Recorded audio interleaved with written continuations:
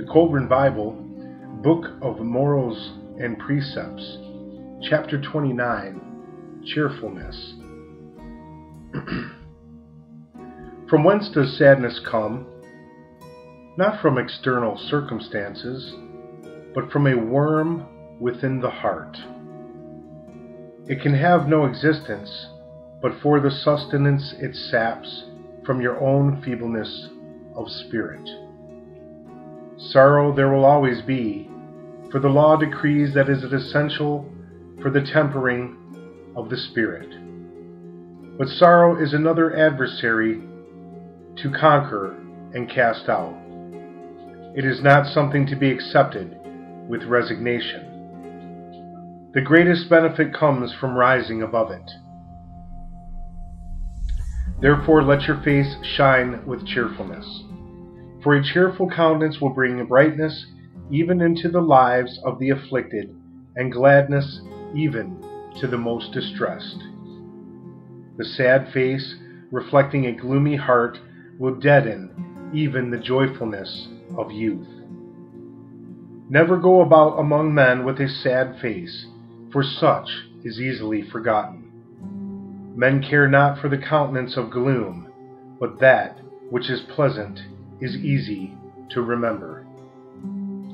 When a man who went smiling into the storehouse for barley distribution comes out frowning, he makes known his displeasure, and they who wait their turn blame the overseer for miscalculation. The people who deal with wise men have cheerful faces. Though your talents are such that you cannot appear great in the presence of others, you can approach greatness by being pleasant and agreeable. It is easy for a man to appear great when he is great, but difficult to appear pleasant and agreeable when he is neither. The sad air of despondency pollutes the pure air of life. The morbidness enthroned in the heart of a weakling magnifies his afflictions. It raises the loss of a needle to the loss of a fortune. His mind is burdened with trifles and therefore cannot give due attention to matters of consequence. The heart of a cheerful man is not depressed by matters of small account, and it remains free to deal with matters of greater importance. Sadness, gloom, and despondency ride upon the shoulders of the weakling. They sap his strength, his will, and his manliness. Sorrow and tribulations are the lot of all men, but their burden is lightened if carried with cheerfulness. It is well to think when calamity befalls, is it wholly a thing of evil? Is it altogether without purpose? The despondent heart invites the entry of cowardice and meanness. It permits that which is base to enter.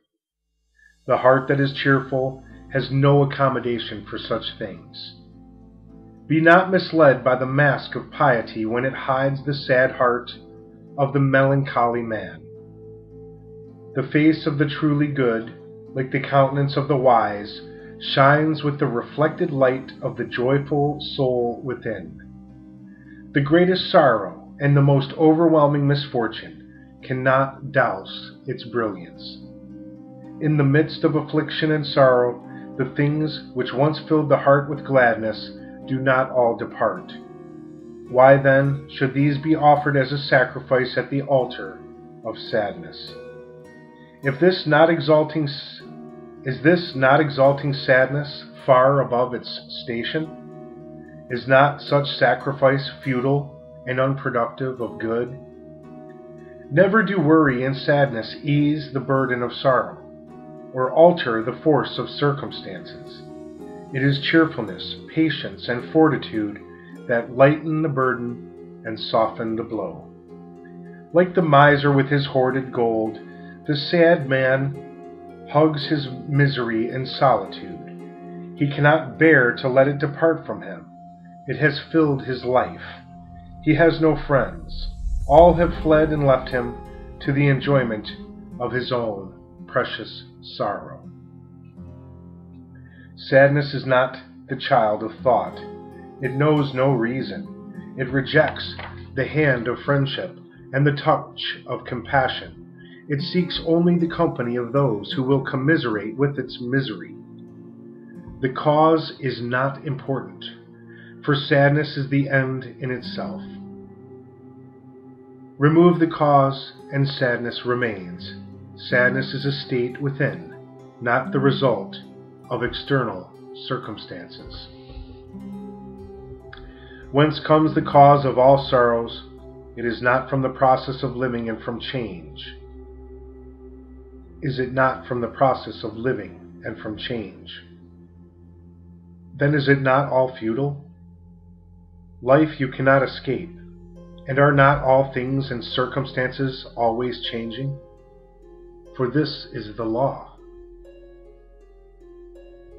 Therefore man, who is made according to the law and subject to the law, must accept its decree.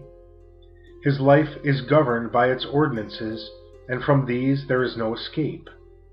The mountain will stand, however long you batter it with your head. Accept cheerfully that which cannot be altered by sadness. Thus its burden will be lightened.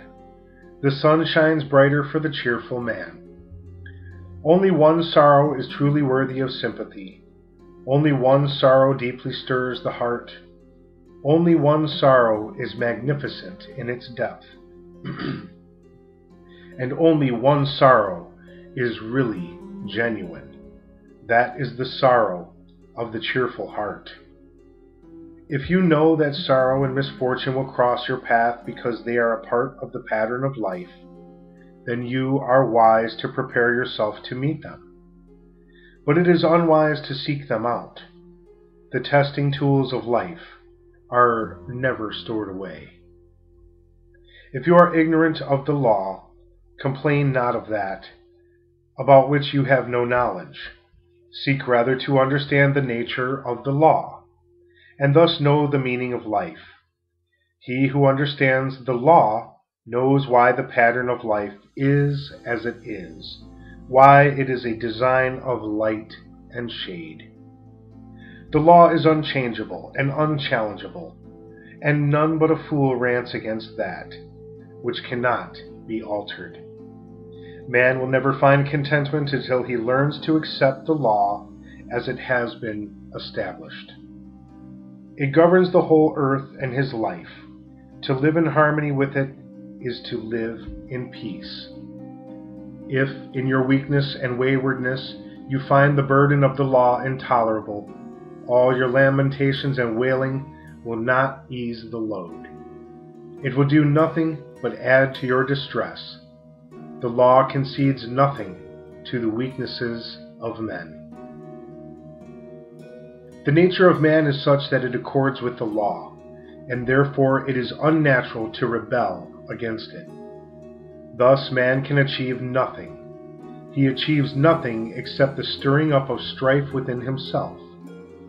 Is it not better to live in peace with the natural state of affairs than to tear yourself asunder by futile rebellion? It is not in your future to suffer the blows of misfortune without being hurt, but it is within your nature and your duty to stand up to them like a man.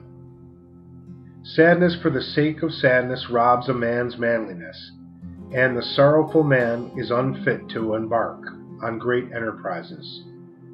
Therefore inflict not any self-induced ill upon yourself, nor lessen your abilities by indulgence in weaknesses of the spirit.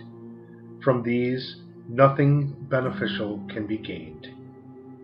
There is sufficient real sorrow and suffering on earth to serve their end. Life is a pleasure to the cheerful man and a burden to the sad one.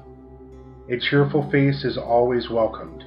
A cheerful spirit eases the burdens of many, and a cheerful soul is not severed from God.